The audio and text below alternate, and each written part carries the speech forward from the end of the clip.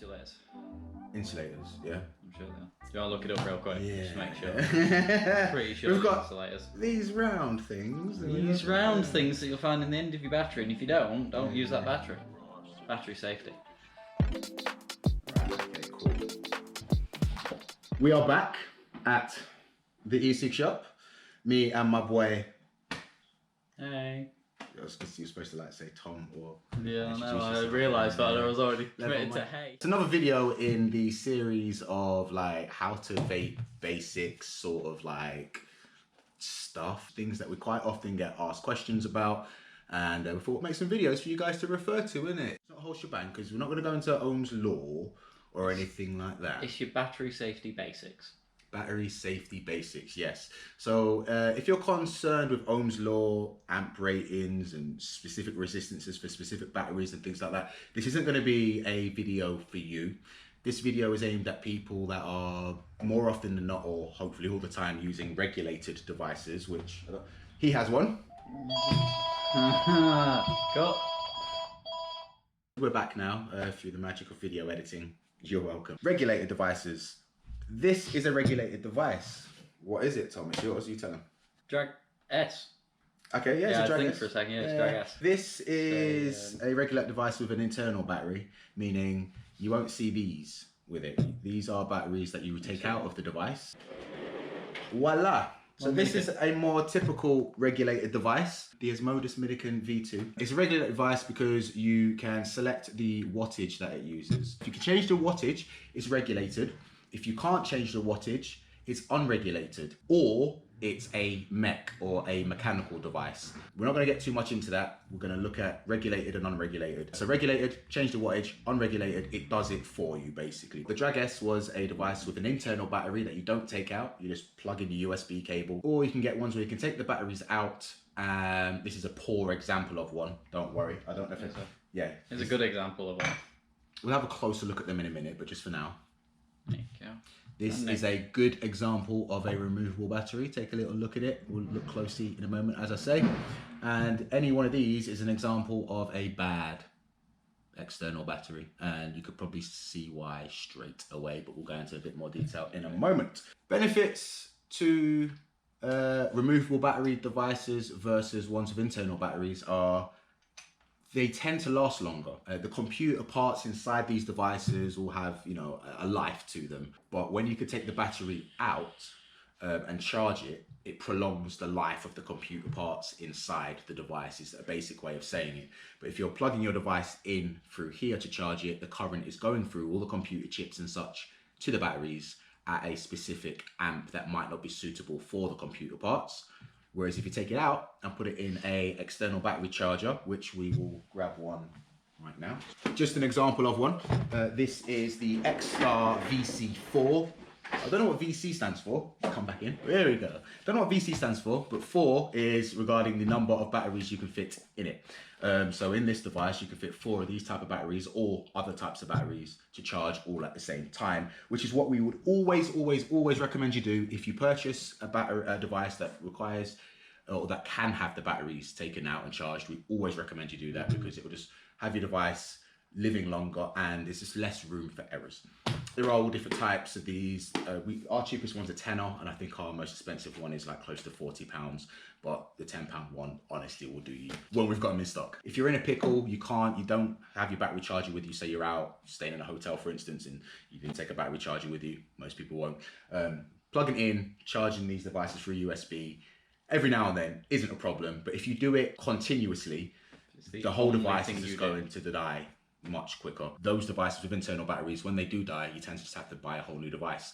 Sometimes when these types of devices die, all it really requires is you just buy some new batteries and pop in there and away you go again. One thing we see a lot of, and this is the main part of this video, is people bring in their devices or show us the batteries from their devices and they are not in good condition at all. Bad.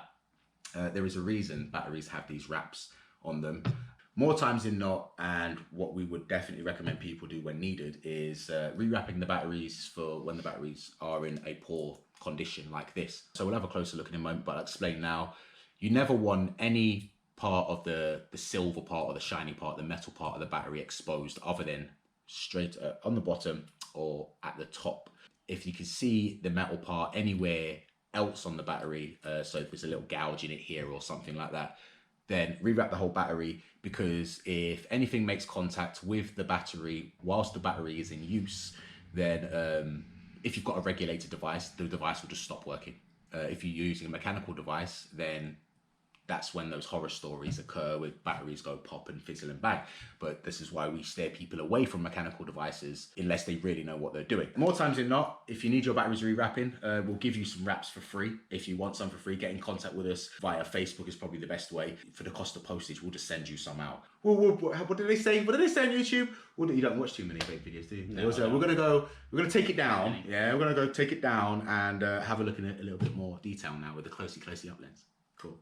Should we do something to make it like really cool editing wise? Like, I don't know. Vape into the camera. Here we have a small selection of 18650 batteries. I don't know which, I think they're like Samsung 25Rs, but that's not really important right now. What's important is what's wrong with these batteries. So I'll show you an example of a good one first, and then we'll come back around to it.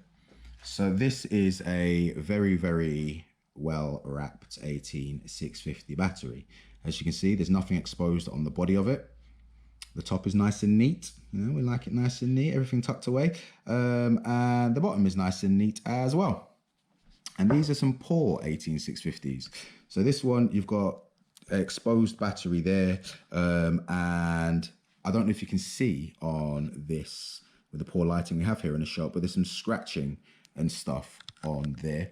So even if I would recommend not rewrapping this. I'd recommend just disposing of this safely. Take it to most local vape shops. They'll be able to dispose of them for you. Or I believe the battery banks at like supermarkets and stuff can take them as well. But because the actual battery, the cell itself, the metal part has been damaged, I would completely discard this one. Whereas this one, yes, it's got some metal exposed there. It's a bit chewed up on the bottom and such, leaving parts that shouldn't be the chance to be contacted. And also this one has no insulator on the top. That is one of the most important parts of your battery regarding safety, at least anyway. So if there isn't like a white, sometimes they're black or different colored disc on the top of it, like this one's got a black one, as you can see around the wrap.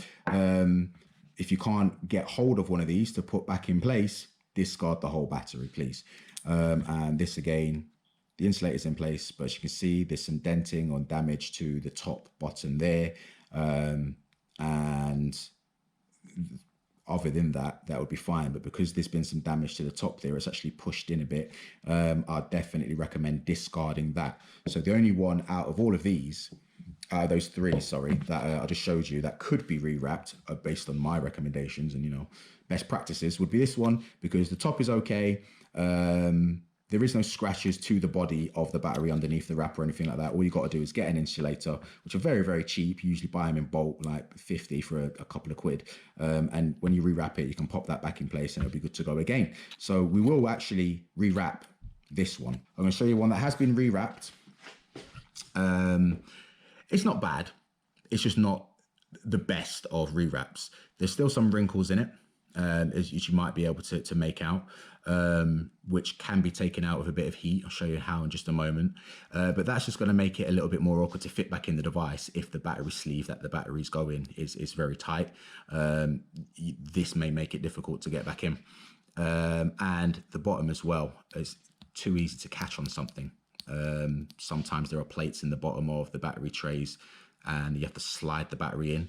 When sliding the battery in, that might get caught on something and be pulled away quite easily, as I've done with my finger there, and that's only just going to lead to it needing to be rewrapped again quite quickly. So it probably won't do anything to worry about regarding battery safety. It's just you more than likely going to have to rewrap it again quickly. And I can see there is an insulator underneath that. It's just that the battery wrap hasn't been placed perfectly over the battery and it seems to have gone too far over the top, but we'll show you what you mean. I'll show you what I mean by that in just a moment. So yeah, that's I wouldn't say it's poorly wrapped, but it could definitely be better wrapped better. So this is all the kit you're going to need to rewrap your batteries. Hairdryer is the best thing to use. Battery wraps are they call it heat sinked, heat wrapped, shrink wrapped. Heat shrink wrapped onto the battery. So a hairdryer turned up is the best and safest thing I found to use. If you need to remove the wrap that was on the battery beforehand, then something like these will be brilliant because they're not metal, it's ceramic tipped. You don't really want to be making contact with the battery with anything else that's metal. Nothing is likely to happen unless there's a metal object on this side and this side at the same time and they both touch the battery at the same time. But best practice, use something that is not metal. So these have got ceramic tips on. So say for this battery, this you can clearly see has already got a tear in it, so I can just manhandle that. This one, there's nowhere for me to grab or anything. So what I typically would do is get my ceramic tip tweezers and go underneath the bottom there and just give it a quick jab or tug and just keep doing that until I've got no nails. So this is going to be more difficult for me than most of you if you've got nails, but I'll just keep going at it. Try not to stab myself with the tweezers until I can grip it and then just keep tearing it off. But this isn't the battery that we're going to rewrap. This is one that's been discarded safely. This is the battery we're going to rewrap. So I will just then go to take the rest of the wrap off. And now we have a naked battery. There's no insulator on the top, but we have an insulator here to put back on it. Actually, I might be fancy. We've got some insulators here. So if you was to get a pack of insulators, this is probably what they would come like. And these are brilliant. Not all of them are like this, but these are brilliant because the underside is sticky. Whereas these ones, it was sticky, but now it's not, or maybe it wasn't sticky at all. You'd have to just place it on top of there and try to keep it in place with it moving around. But with these ones, you place it bang like that. So the middle is still exposed, but the rest of it on the top part is covered up by the insulator. So that'll be step one. If you had one that didn't stick, what you'd have to do is place it on top, sort of hold it in place. And then when you go to put your battery wrap over it, which is the next step, or for instance, you might want to put it on and then put that might be an easy way to do it. But then you've got to, as you're moving it around, as you're trying to get the heat in different places, it might fall out. That's why I prefer the ones that stick. So we'll use that one. But yeah, as I say, the next step would be to open up the battery wraps, give it a twist, and just pop them in the middle. And you want the actual battery itself to be as centered as possible. You want an equal amount of the wrap on the bottom as you do going over the top, because it is going to go over the top. I like to start at the top end. So what I would do is, once I'm happy with the battery placement, which I'm just going to go with there, I would get my hairdryer. Now, you're not going to be able to hear anything I say in a moment because this hairdryer is loud.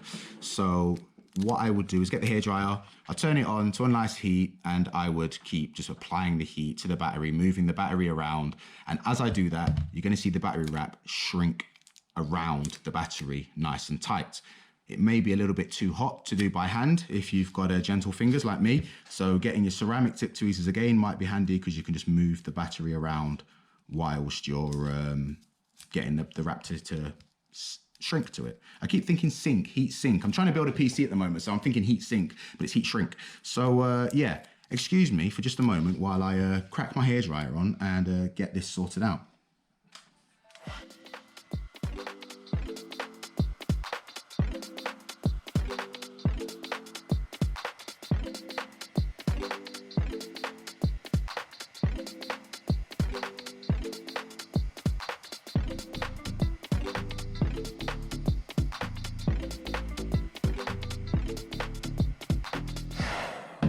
Now, that's not finished, not in any way, shape or form, but you know how I mentioned the creases on this battery?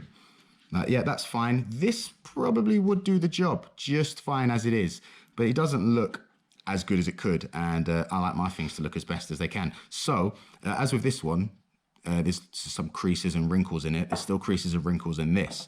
So all you'd do is, and this is where you might need the tools because it can get quite hot, is... And again, excuse the noise from the hairdryer, is just get close to it, keep applying the heat until they disappear, really. So I'm gonna turn it back on now.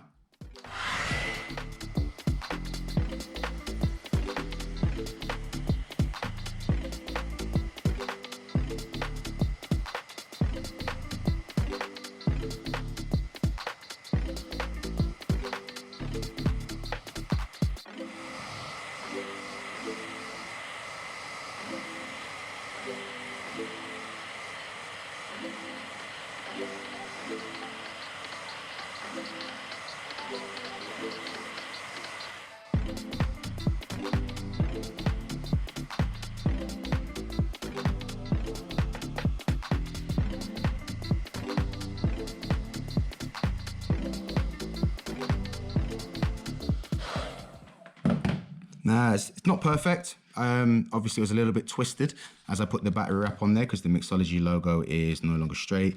There is a few little bubbles there and wrinkles here and there.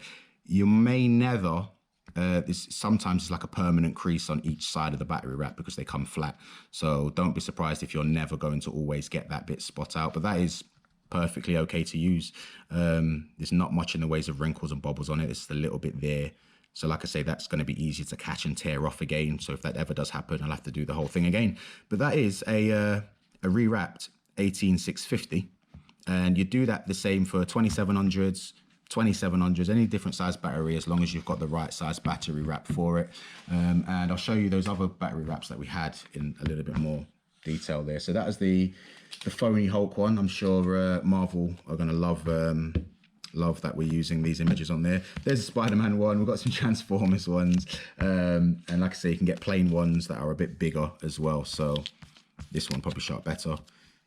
18650 battery wrap is the green one, and a 21700 battery wrap is the black one. It's a bit bigger for obvious reasons, but they're all the same. You just them open like that. So there's those permanent creases on the side that I was telling you about that you might not always get all the way out. But if you was re-wrap using this one, I'll just pop it in there and do the same thing with that. You can double wrap your batteries if you really want to, but again, you're just making them too thick perhaps, so you might not want to do that. But that's how you re-wrap a battery, ladies and gentlemen. I don't think there's much more I have to say on that one. Do you think? Anything I've missed? No? Always remember to make sure your insulator is at the top of the battery.